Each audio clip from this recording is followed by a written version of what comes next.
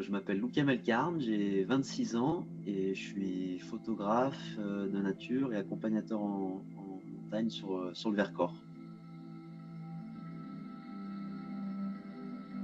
J'ai fait une rencontre avec un cerf qui était immense, qui était si beau, et il n'y avait pas mes parents et j'ai été frustré de ne pas pouvoir ramener de souvenirs de cette rencontre. J'ai eu à ce moment-là en fait l'envie de ramener des souvenirs, donc j'étais beaucoup trop jeune, je devais avoir 6-7 ans à peine pour faire de la photo. Donc j'ai commencé à faire du dessin à partir de ce moment-là.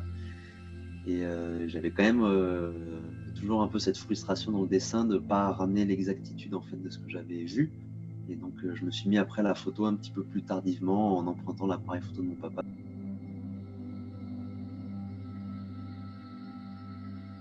La plupart du temps en fait je vais me promener en fait avec mes jumelles, avec ma longue vue pour essayer de faire du repérage. C'est que je me déplace pour essayer de trouver des indices de présence, des indices de vie en fait des animaux. Puis après, dès qu'il fait mauvais, là, je vais essayer de caler en fonction de tous ces repérages que j'ai pu faire en amont pour faire de la photo. Et j'essaie toujours d'avoir un petit peu des ambiances, voilà, de brume, de la neige, de la pluie. J'aime bien quand la nature elle s'exprime, quand elle est puissante. Tout ça, c'est basé un petit peu en fonction des cycles de la nature. Donc sur des périodes de naissance, de reproduction des animaux. Donc je fais ça depuis des années, donc j'ai un petit peu mes petites routines. Moi, depuis que je suis tout petit, que je vais dans la nature, la nature, elle me rend humble un petit peu plus tous les jours.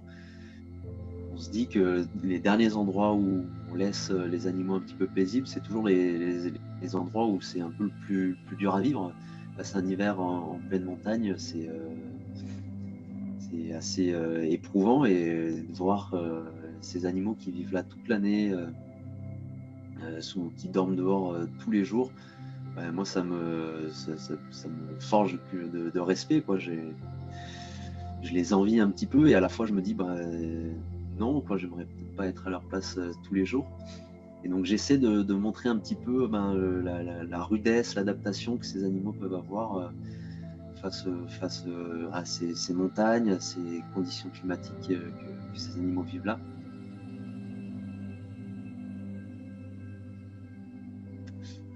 Quand j'ai reçu la nouvelle que j'avais reçu ce prix, au début, je pensais que c'était une blague. Je n'y croyais absolument pas. Pour moi, c'était impossible de gagner un tel concours juste avec des photos qui sont prises au-dessus de chez moi, quoi. Souvent, on a l'impression qu'il faut faire des photos de lions, des photos d'ours polaires pour avoir ces images dans un tel concours. Et en fait, pas du tout. Juste chance là.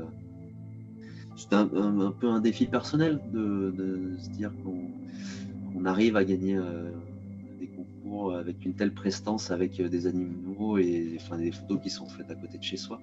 Donc c'était surtout de la fierté. Ouais.